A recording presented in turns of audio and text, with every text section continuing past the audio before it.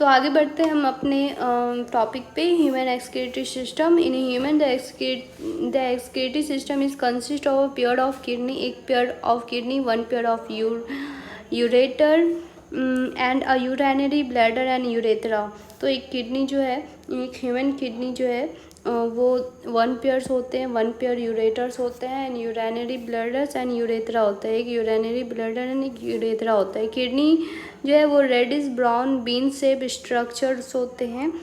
सबसे ज़्यादा जो इम्पोर्टेंट है वो ये है कि ये level of last thoracic and third lumbar vertebra के में प्रेजेंस होते हैं। Last thoracic and third lumbar vertebra के बीच में प्रेजेंस होते हैं। Vertebra close to the dorsal inner wall of the abdominal cavity, inner wall of the abdominal kidney. Each kidney have of the an adult human measure 10 to 12 centimeter in length and 5 to 7 centimeter in width, 2 to 3 centimeter thickness, with average weight is 120 to 170 gram. Toward the center of inner concave surface of the kidney a notch is present, जिसको कि hilum के नाम से जाना जाता है। Is called hilum through which the ureter blood vessels and nerves enter, जिसके through, इस हाइलम के थ्रू ही ureter blood and vessels and nerves जो है वो इंटर करते हैं। Inner the hilum a broad funnel shape space is called renal pelvis with projection is called calyx.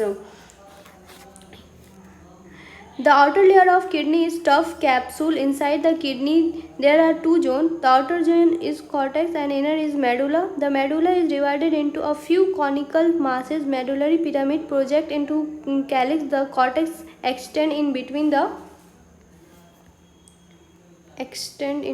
the medullary pyramid and renal columns is called column of Bertini. Medullary pyramids और renal columns को जो है column of बर्टीनी के नाम से भी जाना जाता है। ये इम्पॉर्टेंट है।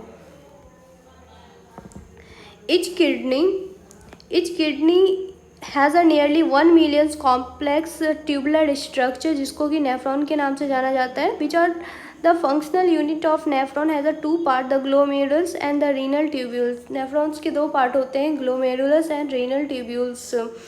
Glomerulus is the tough capillaries is formed by the efferent arteriole and a fine branch of renal artery, and blood from the glomerulus is carried away by the efferent arterioles. ये कह रहा है कि glomerulus जो है वो tough capillaries के मिलने से बनता है, जिसमें efferent arterioles जो है वो ब्लड को लेके आता है और efferent arteriole जो है वो ब्लड को लेके जाता है।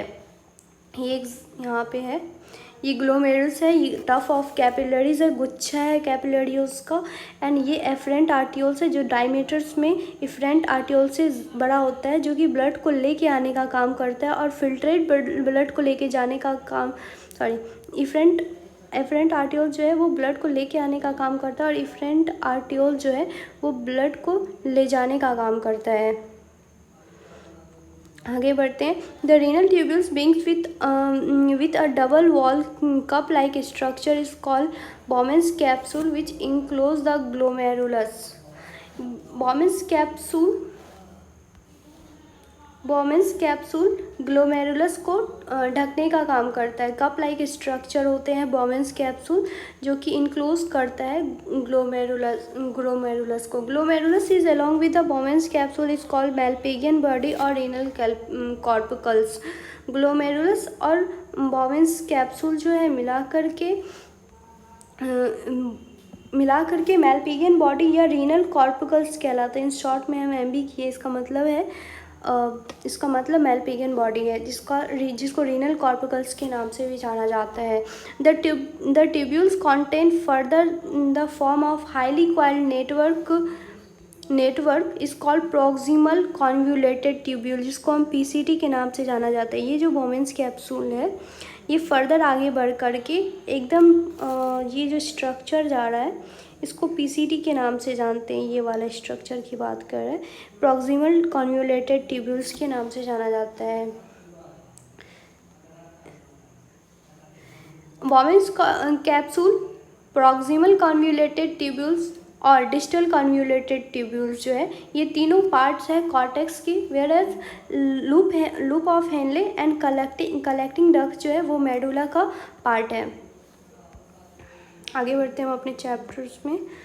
तो a hairpin shape Henle's loop is the next part of tubule. PCT के बाद प्रॉक्सिमल कॉन्वोल्यूटेड ट्यूब्यूल्स के बाद एक hairpin structure like shape होता है जिसको हम हेनलेस लूप के नाम से जाना जाता है, वो पीसीटी के बाद का पार्ट है। Next part of the tubules which have a descending and ascending limb, जिसके दो पार्ट होते हैं, descending loops and ascending loops. Descending and ascending loops. The ascending loop limbs continue. Another highly coiled region is called distal convoluted tubules. जो ascending part है वो फिर आगे जा कर के descending convoluted tubules में आगे बढ़ता है। DCT of many nephron open into straight tube is called collecting duct, और ये tubules जो है वो आगे बढ़ के collecting duct में खुलते हैं। तो the straight tubules is called many which are converge and open into the renal pelvis through the medullary pyramid in the calyx। तो इसका जो सीक्वेंस है, सीक्वेंस ये है कि ग्लोमेरुलस, बॉमेंस कैप्सूल जो है वो प्रॉक्सिमल कॉन्वोल्यूटेड ट्यूब्यूल्स में बढ़ता है, फिर प्रॉक्सिमल कॉन्वोल्यूटेड ट्यूब्यूल्स जो है वो आगे में हेनलेस लूप में बढ़ता है। ये हेयर पिन लाइक स्ट्रक्चर्स होते हैं। हेनलेस लूप के दो part, descending and ascending. Ascending loop limbs के जो पार्ट्स हैं वो डिस्टल कॉन्वोल्यूटेड ट्यूब्यूल्स में खुलता है, और फिर डिस्टल कॉन्वोल्यूटेड ट्यूब्यूल्स आगे जाके कलेक्टिंग डक्ट में खुलते हैं।